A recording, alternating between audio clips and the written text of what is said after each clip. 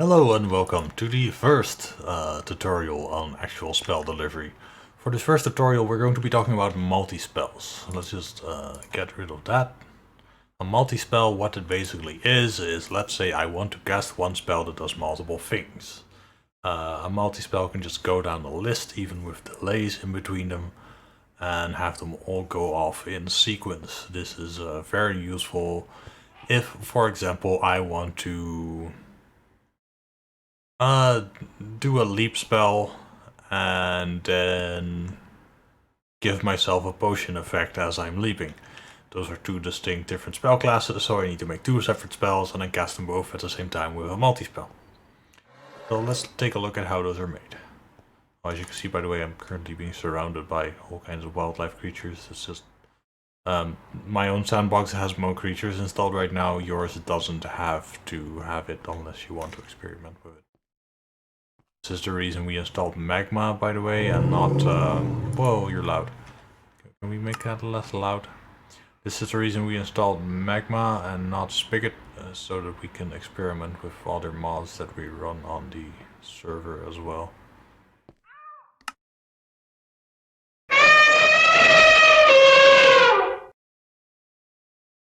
That was loud. Right there.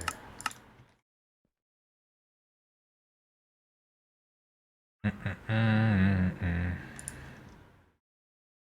we're going to make a new spell, new document, spells / tutorials / multi-spell. Okay. Spells / tutorials / multispell.yaml. Yes, I do.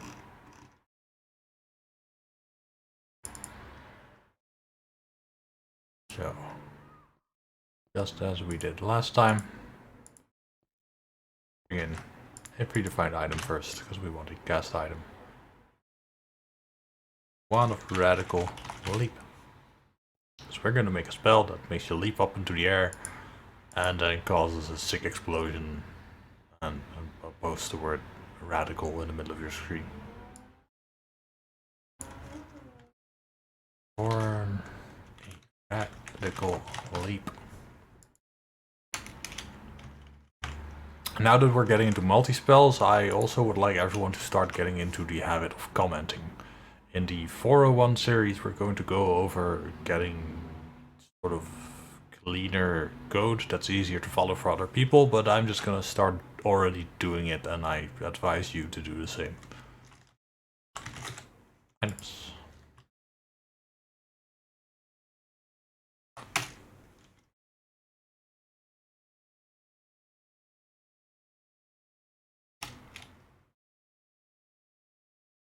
radicalleap-multi.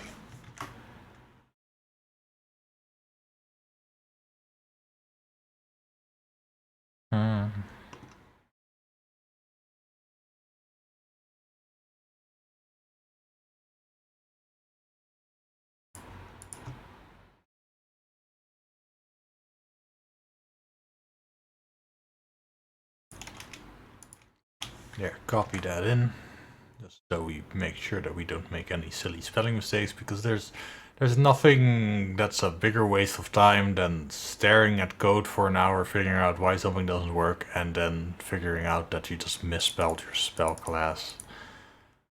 Not pretty.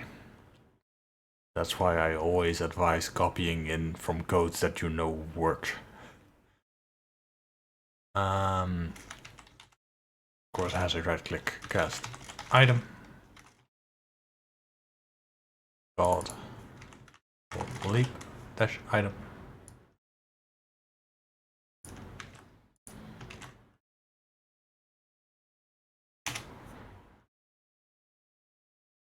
What spell do we need here? We need radicalleap-leap.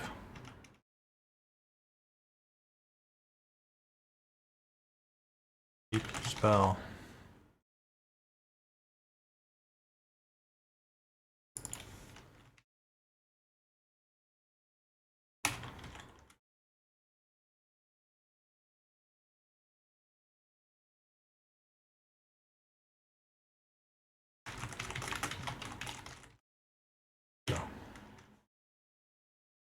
That's easy to follow. Leap. So now we have a multi-spell that casts a leap spell. So we're going to go back into our spell list.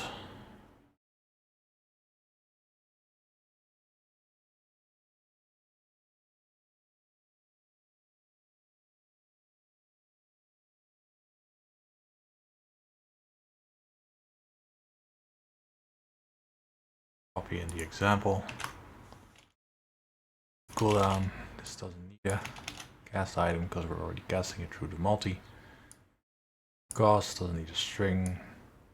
Doesn't need to cancel damage. Let's just keep it like this for now. Just to see what it does. Set the time. Reload spells. Yes, magic item. Whoa. Item. Oh, wait. Item. If we right click this, there we go. Well, that's not quite radical, so we're gonna pump up those numbers. These are rookie numbers. We need to pump these numbers up.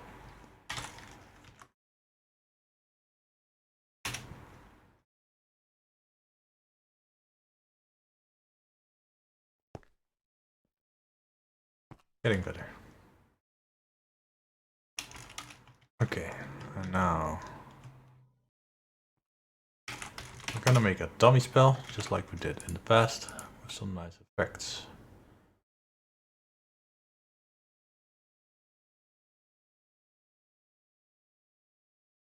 Radicalleap-effect is the name. Instant.DummySpell, we're going to have the effect happen at the caster. Make this an ExplodeEffect. And for number 2, I would like text to appear.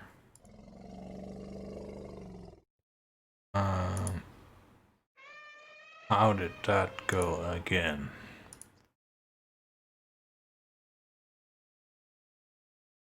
If it's in here, and if not, then I know a good example that we can look at. Text.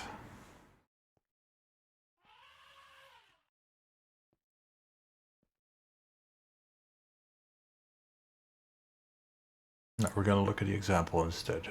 And then afterwards you can use this as your own example. There is a great example.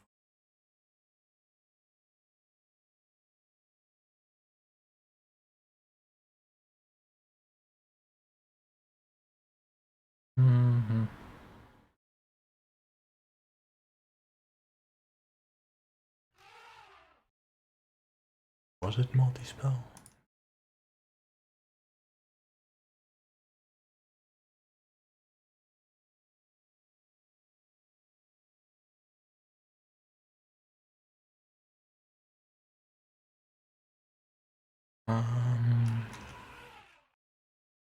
The elephant is still loud.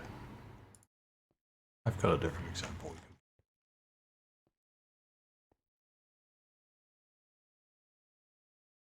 I forgot where I got it from, but afterwards you can use this as an example. So then we both have the example, which is nice.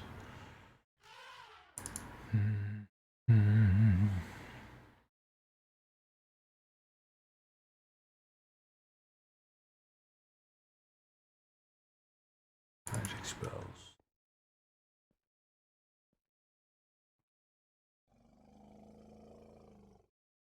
On the that one alarm, that's what it's on.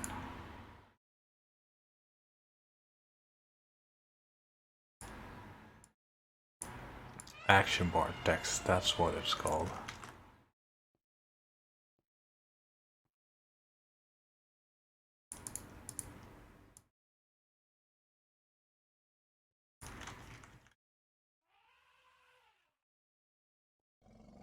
Radical.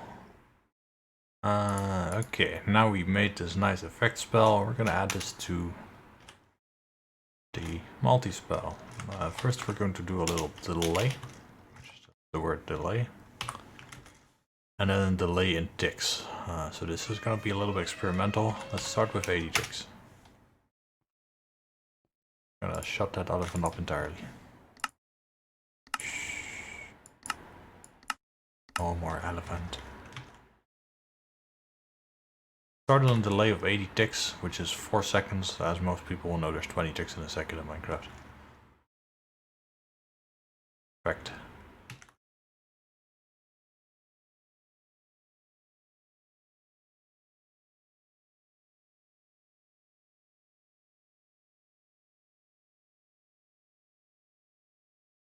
I'm super good at spelling.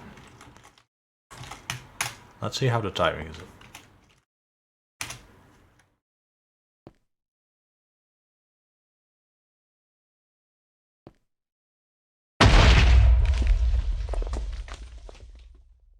It was a little late. That was definitely a little late. Let's look at 40.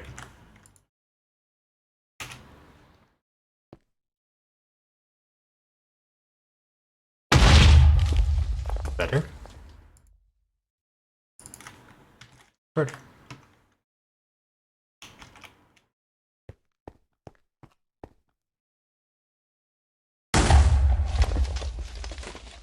$25 should be the right answer.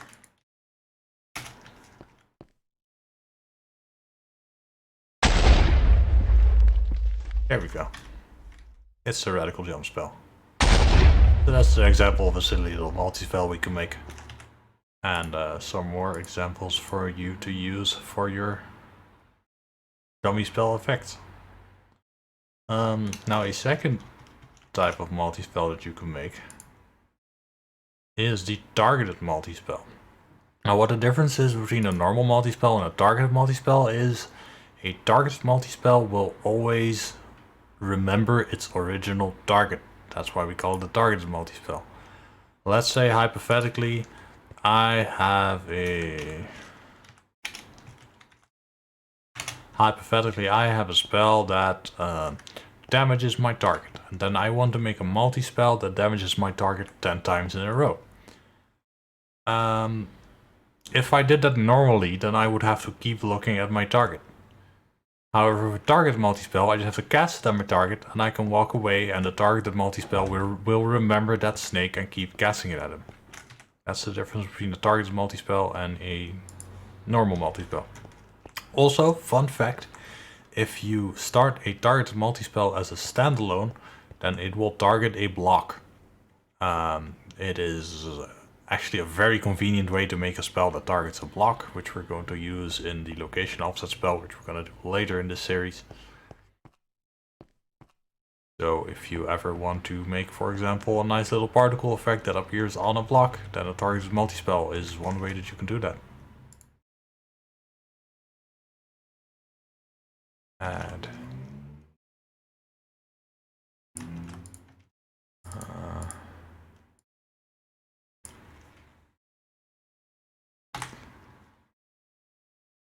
Drainlife-item. One of life.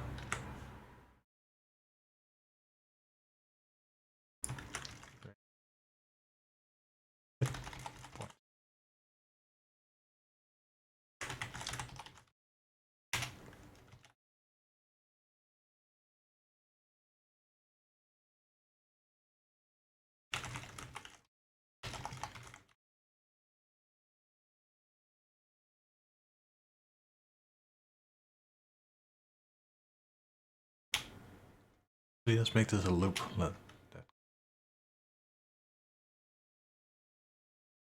Till your target dies.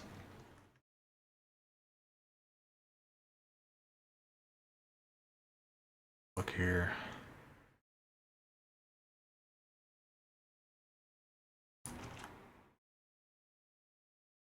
Life. Multi. Targeted multi-spell. It doesn't need name, it doesn't need cooldown, it doesn't need cost. It does require an empty target.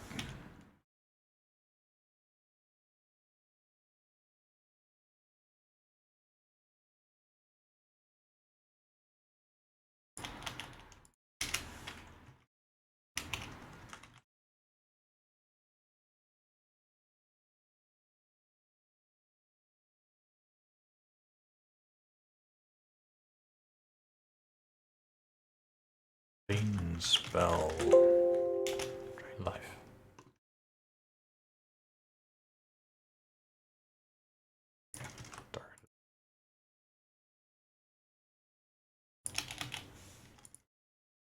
Not even gonna add extra options to this.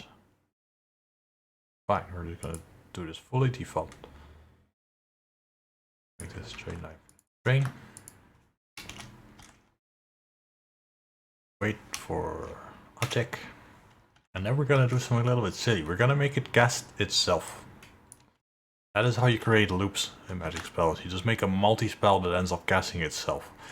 Normally you want to make sure that you have a way to end the loop somehow, which is what we're going to go over in the 301 series. I'm not quite yet.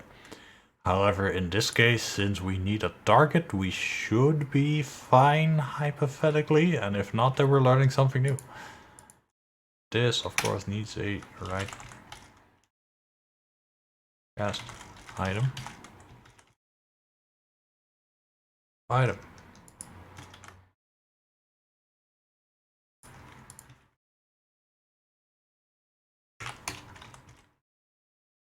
Reload. Magic item.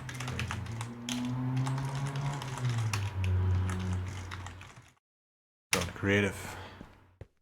Let's see if this works, or if you maybe made a mistake somewhere down the line. Hey, Mr. Ostrich. There we go.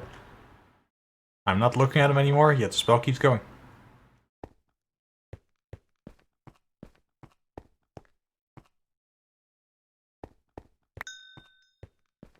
Now I'm curious, if I start looking at this elephant, will it cast it again?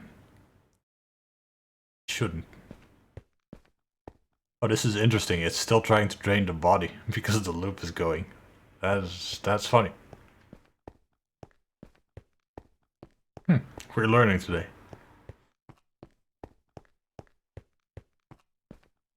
If I want a new target, I gotta manually select a new target. That's gonna take a while. Doesn't have a lot of hit points. Can I do 2 targets at the same time? I should be able to. Yep. There we go. So that's the targeted multispell. It's basically like a normal multispell, but it remembers its original target. And in this case, we've implemented it through a loop by making it cast itself. Drainlife-multi casts Drainlife-multi. Just makes it go around and around and around until it has no more valid target. Let's take a quick look at the configurations of the multispell, just to round it off, because there's one in there that's very, very valuable. And it's cast random spell instead. What it will do with cast random spell instead is it will... Yeah, this is actually a good example. A coin flip spell. It's just a multi-spell that has 2 spells, coin flip heads, coin flip tails. And cast random spell instead makes it so that it has to pick one or the other. Now there is also the random spell, which works kind of similar to how this has been set up. The reason so the advantage of the random spell is that you can add weights. So you can be, for example, hey, I want coin flip heads to show up twice as much as coin flip tails. Or you can make a pseudo random, so it definitely has its purposes. But using multispells for random has the massive advantage that you can use the targeted multispell as well, and random spells doesn't play too nice with that. So random spells do have their purpose, but in most cases you're going to want to remember this config. Cast random spell instead.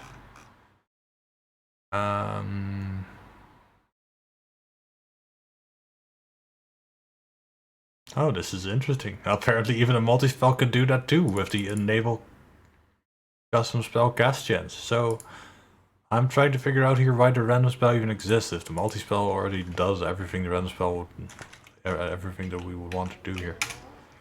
Right, that's the end of the multispell tutorial. Thank you so much for watching, and I hope to see you again.